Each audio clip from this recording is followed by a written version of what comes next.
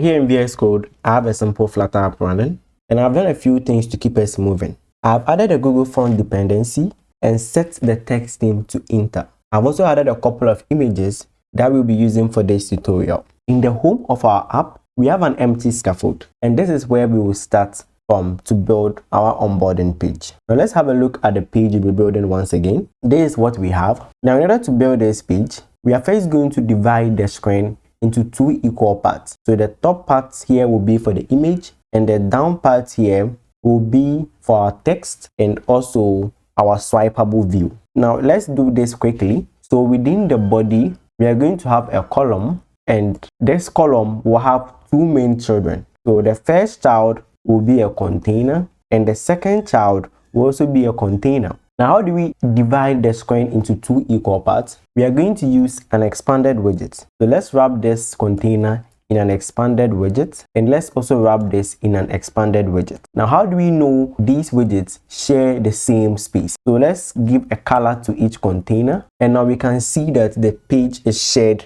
equally. Now, to proceed from here, the first container will hold our image. So I'm going to use decoration and then box decoration. In order to set an image, we are going to use the image property and set it to a decoration image. Also, let's supply our image, which is going to be an asset image, and then the path is going to be assets onboarding1.png. Now this is going to show our image here, but we have one problem. Our image goes beneath the status bar. So how do we fix that? Let's wrap the container in a safe area, and now that fixes the issue. Let's move to the blue container. Now within this blue container, we first want the width to be 100% of the screen. So width double.max finite. Now instead of color, we are going to have decoration and then box decoration. Now within this box decoration, we are going to set the color again to white and then change the border radius for the container. So we want to have border radius only at the top of this container. And how do we do that? We are going to use border radius.vertical and set the top portion to radius.circular with a value of 40. So that is going to give us this sharp border radius at the top of the container. Now we have a little issue because the border radius isn't that visible, as well as the container itself. So I'm going to change the scaffold background color to colors.gray with a shade of 100, and that is going to make our container visible. And the next thing we want to do is to have this logo stacked on top of the container. So in order to do that, within the container, we are going to have a child, and the child is going to be a stack widget with children. Now the first child within the stack is going to be the positioned logo or icon, however you want to call it. So I'm going to have a position widget, which is what will allow us to position the icon anywhere that we want. So positioned, and the child is going to be the icon we want, and the icon we are looking for is icons.pet, and like this. So from here we can see the location of our pet icon. Let's change the color and size. So I'm going to set the color to be white and also change the size of this icon to be 40. Now we can't see anything, but we shouldn't worry. Let's wrap this icon in a circle avatar because we want to have a rounded border around it, something like this. So the icon will be wrapped in a circle avatar, and the background for that circle avatar is going to be our primary color. And this is going to be what we have. Let's change the radius for this circle avatar. So let's make it a bit bigger. Radius is going to be 35. We can finally position this circle avatar at the center of our container. So within the position, I'm going to set the left to be 0 and also set the right to be 0. And this is going to put it at the center, but I want to move it upwards a bit. So I'm going to set the top to be -30, and that is going to shift it up. But we can see that our icon now gets clipped. So in order to fix that, within the stack, we can set the clip behavior to clip.none. One last thing before we finish with this icon, we want to have another white pattern around the icon. So in order to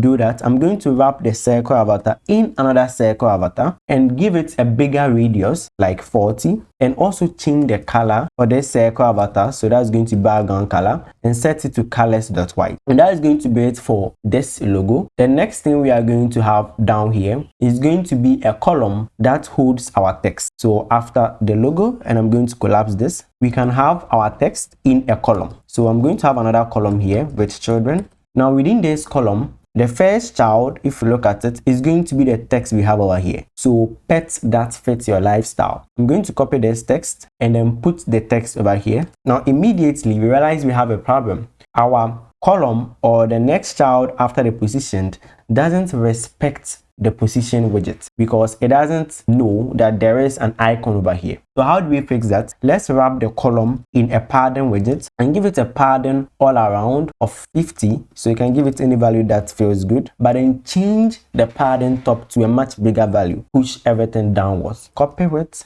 and then change the top to 80. Now when I do this, we are going to have 80 padding to the top and then 50 to the left, right, and then bottom. Now that is going to make it look good, but you can adjust the values to suit your needs. Now after the text, we are going to have some space and then put the subtext underneath. So another text, and this time around, we are looking at the subtext, find the ideal companion for your home. So I'm going to copy this and then put it here. Now let's fix the styling for this text. So first, I want to set the text align to be center. I want to also change the style and then the color a bit. So I'm going to use the text style for my theme, and because I'm accessing my theme a lot, I'm going to create a variable for that. So final theme, then we can have theme.offContext. Let's set a text style of body medium and then change the color to be a little bit grayish. So colors.gray, and we are looking for shade 600. So that is going to make this feel a bit gray. Now let's also change the styling for the heading. So we want to have a title large text style. So style, and we are looking for theme.texttheme.title large, and we want to change this title large and make sure the font weight is bold. So font weight, and then set the font weight to be bold. Now this is what we will have at the end of the day. Doesn't feel like much. Let's have a space after the two texts. So we have a sizer box at height of 8. Now let's have another sizer box with a height of 20. Give it a height of 20. Now we need to have our animated dots. So these dots we see over here are animated. So in order to do this, I'm going to add the smooth page indicator dependency. So go to your pubspec.yaml, and under dependencies, let's add the smooth page indicator and add the latest version. Make sure you run pub.get, and then let's get back here. So from here, I'm going to use the animated smooth indicator, and this requires the current index. So I'm going to just pass in 0 for now because we don't have any index, and then also set the count to be 3. Now when I say we are going to have these big dots here, let's style them a bit. So I'm first going to change the effect to be warm effect, and within this, change the dot width to be 10, dot height to also be 10. Let's change the dot color to be a gray color, and then also change the active dot color to be our primary color from our theme. Now that looks okay for me.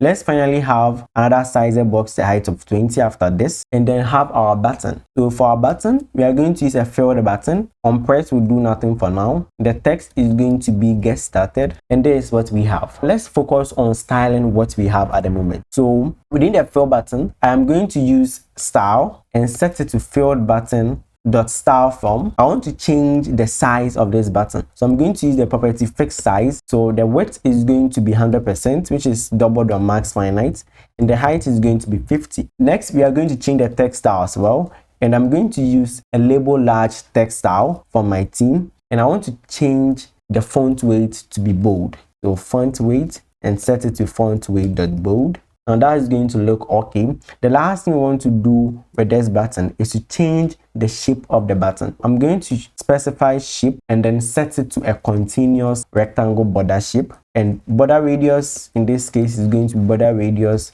dot circular with a value of 30. Now this is going to make our button look good. Now the next thing you want to do is to implement the swiping functionality. So let's first convert this stateless widget into a stateful one, and let's create a variable to hold our current index, int current index, and set it to 0. Now let's pass this current index to our index like this. In order to have the scrolling effect, we are not going to put everything over here in a column, and we're not going to have just two texts here.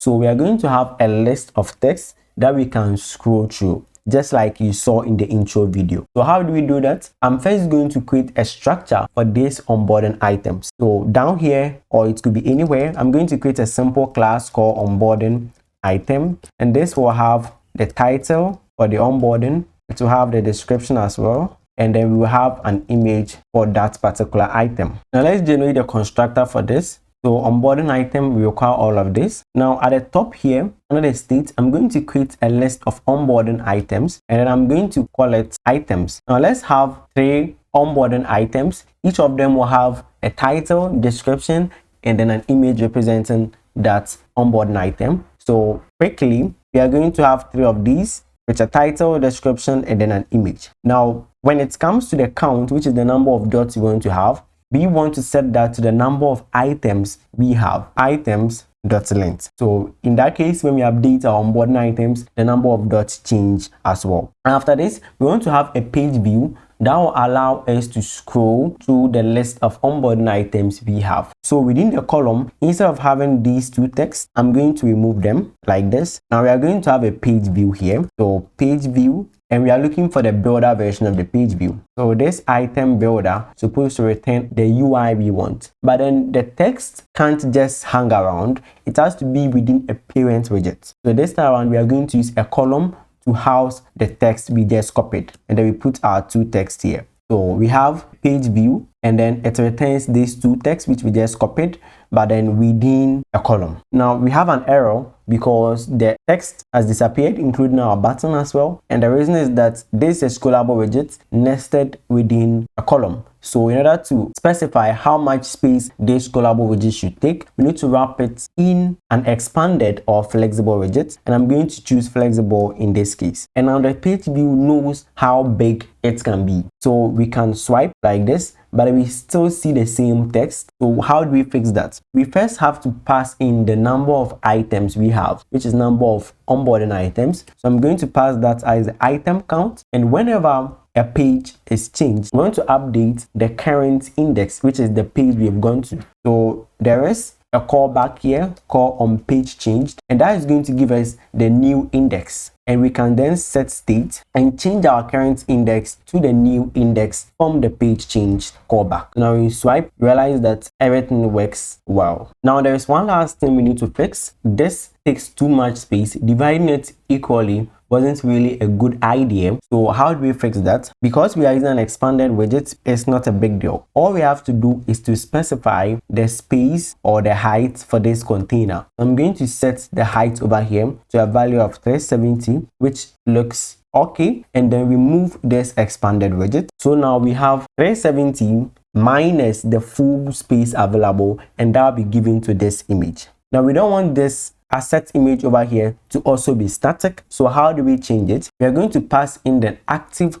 onboarding items image. So I am going to pass in items current index dot image, and now each time we swipe, we see the images change, but then they don't animate in a smooth way like I showed in the intro video. So how do we fix that? We are going to convert this container into an animated container, and then give it a duration of 500 milliseconds, and that is going to animate the change. One thing we can do is to also change the easing of this change. So we can use the curve property over here and set it to curves.easeIn quad, which is what I went with, and looks good. So now we can try it again.